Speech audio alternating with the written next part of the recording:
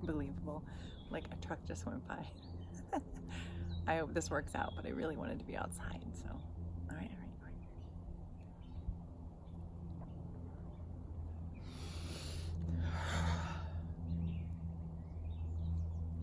Hey everybody, this is Natalie Griffin coming at you live from the Naughty Shaman recording studios, which today is outside in my front yard. Naughty Shaman Adventure Team, we just got back from Peru where we spent about 10 hours a day at least outside, and I looked at my to-do list this morning and I saw make podcasts, and I was like, I can't even sit inside for another minute. It's gorgeous out, so we're just gonna roll with it and see if some trucks go by or you hear traffic from my neighborhood. But here we are, and thank you for tuning in. I am really excited to talk with you today because after the last podcast, the forgiveness and the 5 steps to forgiveness, I got some great feedback from all of you. Thank you. And I got a lot of questions about, I would love to forgive, but I'm having such a hard time because people are so negative and I just can't let it go. And so what should I do? And I got a really beautiful email from, let's call her Molly. And Molly said, I've gotten on this healing path and I've done everything I can, but the people around me are not on journey with me. And so how can I forgive them? I don't know how to put myself in a place. I don't feel like I belong. I don't feel like I have support, and I feel really alone.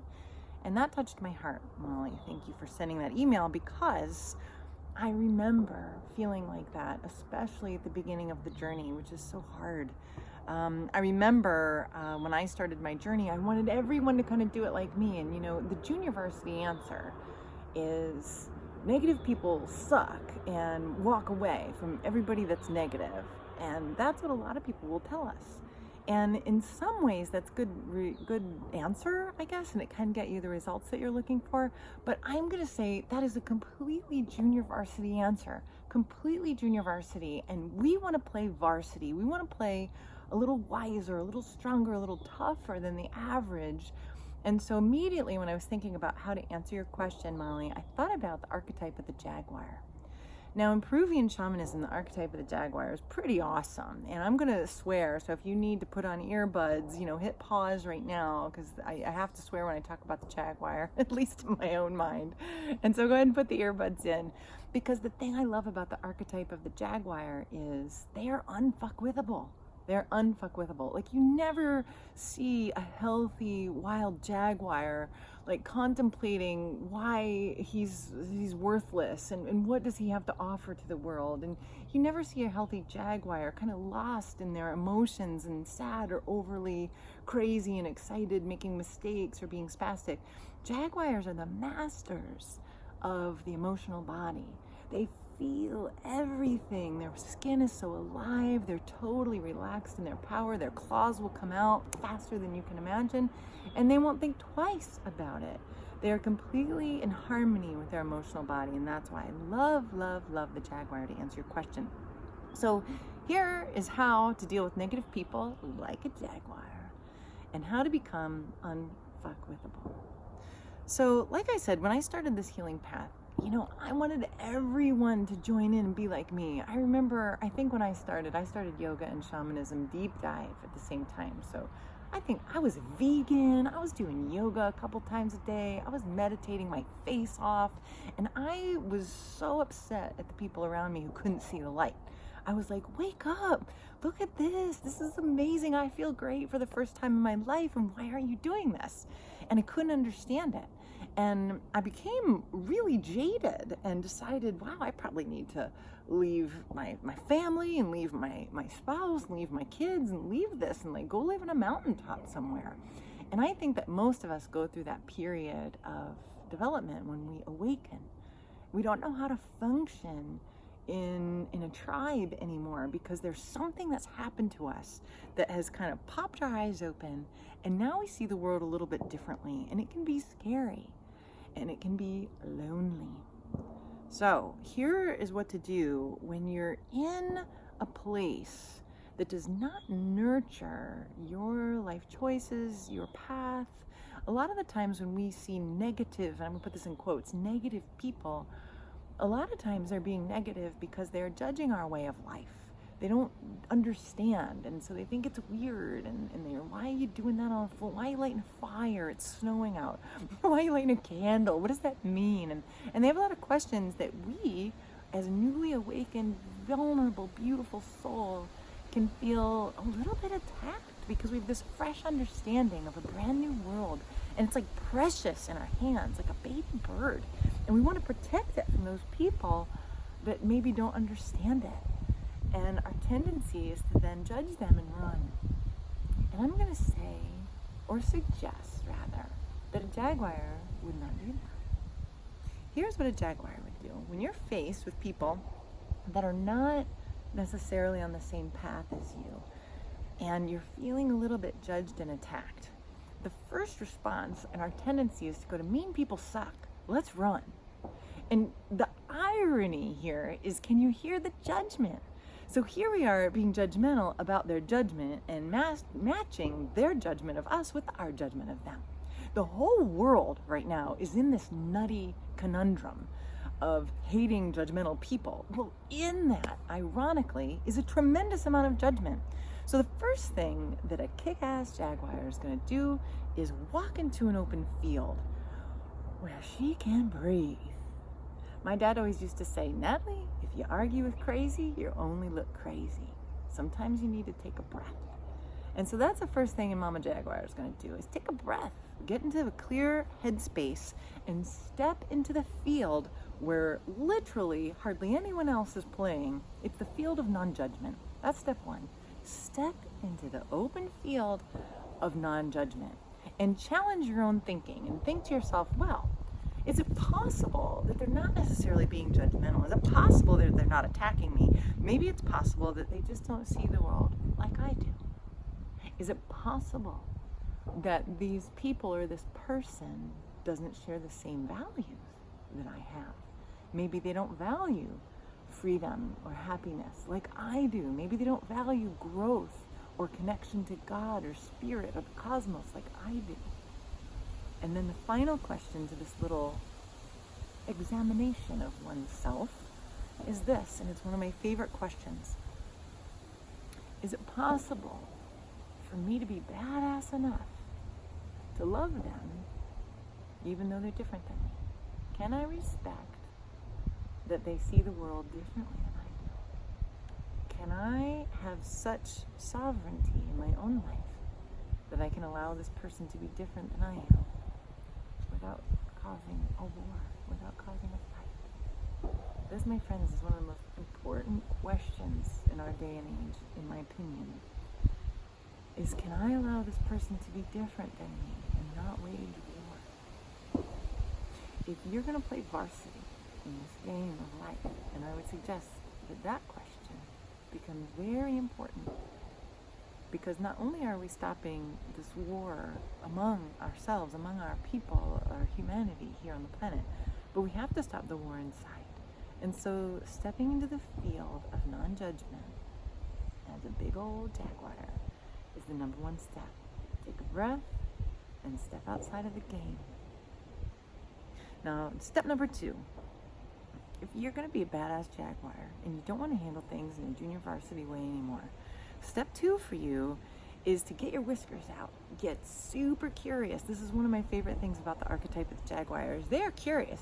I have a cat. His name is Oliver, and he was just like running around the other day. The other day, I saw him seriously gazing into a puddle at his own face, and I was like, "What the hell are you doing, Oliver? What a nut!" But they're so curious inherently. Their whiskers are out. If the wind blows, they're like, what was that? If a thing moves in a bush, they're like, what was that? What's this? What's that? Get super curious, like a cat, about who you are. This is a game that a lot of people abandon because it takes time, my friends, and it takes courage to get to know yourself. Most people want to continuously look outside of themselves. The practice of looking in to figure out, what do we value? What are we willing to fight for? What are we willing to stand for? What are we willing to speak up about? What are we willing to donate money to, make our time to? What do we really value in this life? Before we die, what are the things that we want to have said about us? These questions are not questions that you can sit down in your half-an-hour morning meditation and answer. This is a lifelong quest for growth, for self-understanding. It is the process of self-mastery. And it's called mastery because it takes time. It takes time to understand what your likes are. What makes you happy? And oh my gosh, what made you happy in your 20s is not what's making you happy in your 30s or 40s. I can almost guarantee that. So this process of whiskers out, get curious about who you are, your values, your important things, your fears, your wishes, your heart's desires. These things are so important because in the process of getting to know ourselves, we begin to understand our internal alignment. We have an internal true north, all of us. We help people find it in Dharma School, but you have an internal true north. And sure, it shifts and changes as we grow and learn, but functionally, that true north is like the place that we can align our lives around, so that even if someone disagrees, we can check in with ourselves and say, wow, they're making a valid point. I wonder if I am crazy. And we go inside, check in with True North, and realize, no, I'm still in alignment with who I am. I'm still in alignment with my values, with my path, with my journey, my route to self-acceptance, my desire to radically love myself, even when people around me don't.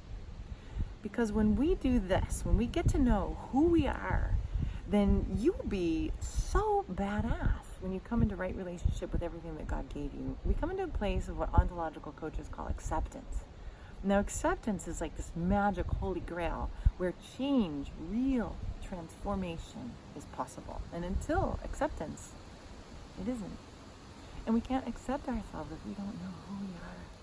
When we don't know who we are, what we do is we look out there. We look out into the world for our lovers, for our family, for our parents, for our pets, for our neighbors, for our bosses, to validate us, to accept us. And then when they don't, our world can come crashing down. And it's so painful to constantly live in a place where we expect and need that external validation. It's not a strong place. It's a very junior varsity place. And if you go onto social media, you'll find millions of people who buy into that. And it is a great way to validate yourself externally. You get 300 likes on a photograph that you stage and get the lighting and put the filter. And I've done it. I get it. It's a very fun game to play. But when we're relying on it for our self-worth, when we're relying on it because we fear that when people judge us or are different than us, that somehow we are attacked, then that game is not well played anymore, and we have to play varsity. And that's when you have to just date yourself and fall in love, at least fall in acceptance with who you are. Enjoy the company when you are alone. And that's step 2 to being unfuckwithable. So then number 3, I love this one too, because I see a lot of people skip this, and it's kind of the business that we're in at Naughty Shaman and at the Center for Shamanic Arts. And step 3 to dealing with negative people like a Jaguar is to stop and lick your paws. Because I know some of you Jaguars out there, and I know me, like I know my own journey. And some of us Jaguars are walking around out there wounded. Some of us got scrapped up, scraped up, scratched up in our life somewhere. There were times when we wandered into territory that wasn't good for us and maybe got beat up. Maybe there were times where our dreams didn't work out. Maybe there was a time where we fell out of a tree and we became afraid. And when a Jaguar is wounded and afraid, this is what the shamans call your Jaguar being in a tree. And I love it because I always think of that old cartoon Tom and Jerry, if you've ever seen it. And when Tom, the cat, gets scared, he always jumps up onto the ceiling and with his claws is like clinging to the ceiling for dear life, like and you can almost hear his rapid breath and hear his heart rate rise and hear his panic. This is a cat in a tree. When a Jaguar gets scared, it will jump up into the tree and it'll be like it'll hiss and scratch at you. It doesn't behave like the emotional master that it is. It loses a little bit of its power when a Jaguar is wounded and afraid. And so the most important thing to do, my darling Jaguars, if you've been scratched up by life, and you've got a wound on your paw, take time, find a soft, safe place, and heal that wound. Find soft, safe space inside yourself to heal. Find a soft, safe space with the people around you and take time to lick that wound and heal it. If you are a Jaguar who's had a lot of trauma, real trauma, perceived trauma, things that shocked you and caused your soul to arrest in its development, take time to heal that wound. Now is not a time for the creating of things. If you're feeling wounded, now is a time for healing. So make time. A Jaguar would not go on a hunting expedition with a cut paw. A Jaguar would take time and lick those paws and make sure they were ready before engaging back in. So for dealing with negative people, sometimes the negative people that are popping up in our life now are mirrors of the original sin, or mirrors of the original wound that hurt our hearts, that hurt our bodies, that hurt our minds. And so when we look at life like this, these little negative nasties that come up into our life now are just poking on that wound again so that it can be healed fully. So in that way, sometimes these negative people are little angels that help us heal at a deeper level. It takes a lot of self-mastery to look at the world this way, but I know you can do it.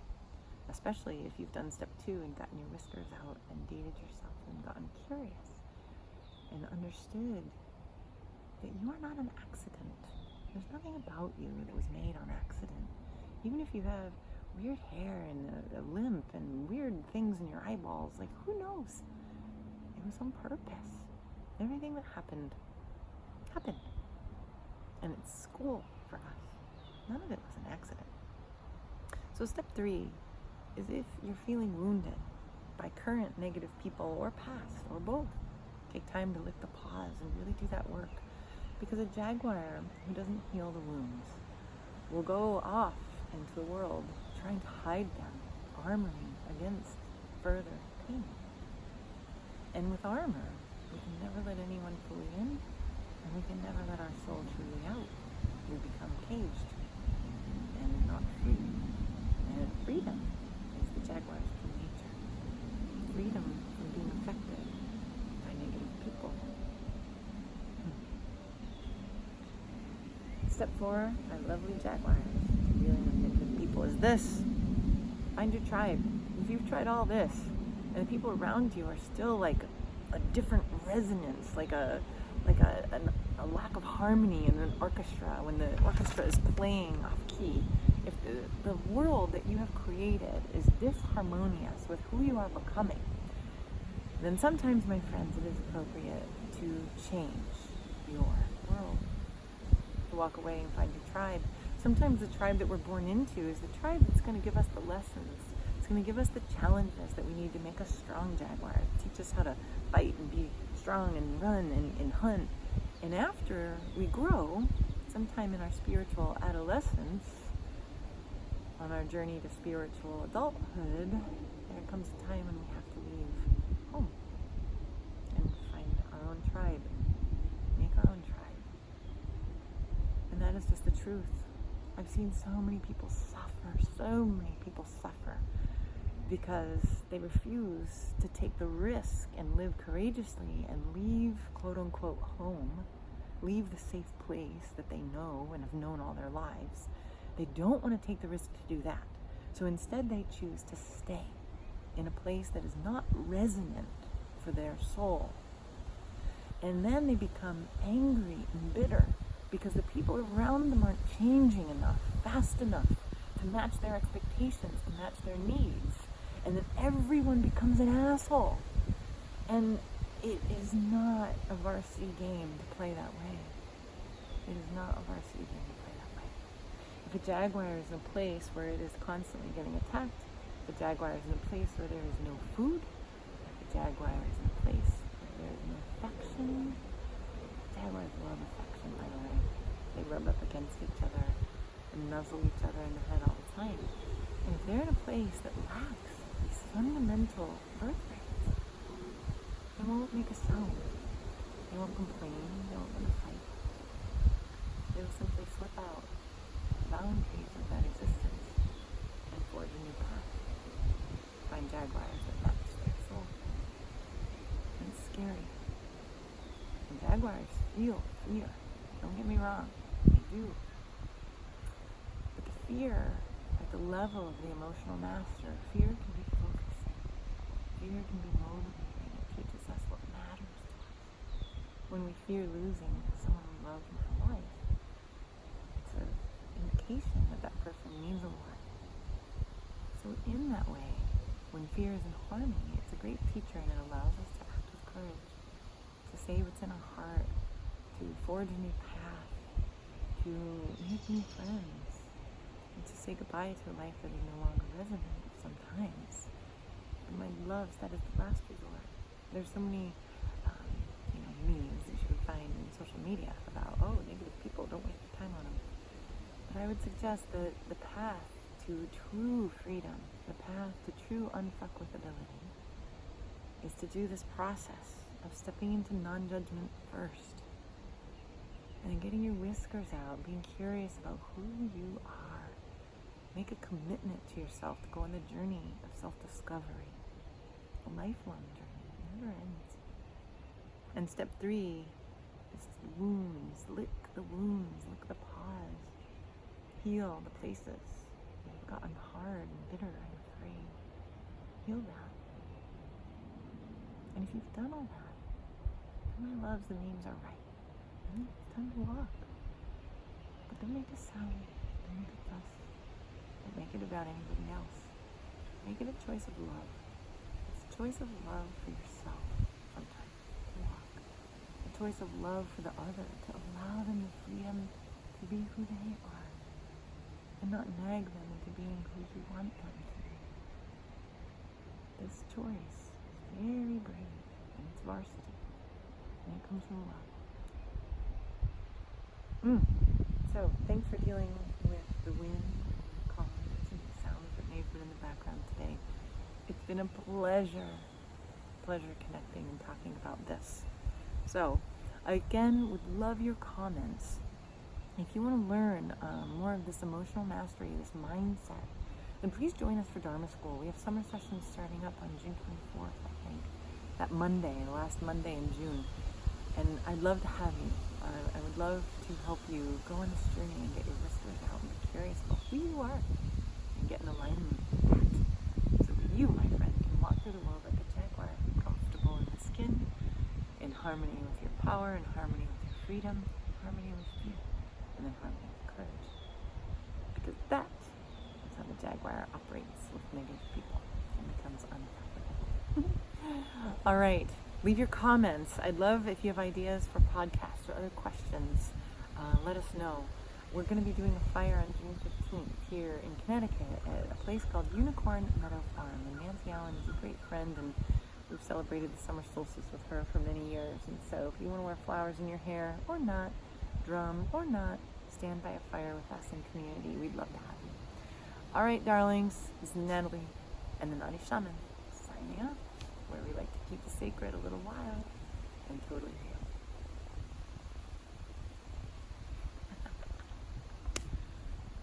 That was fun.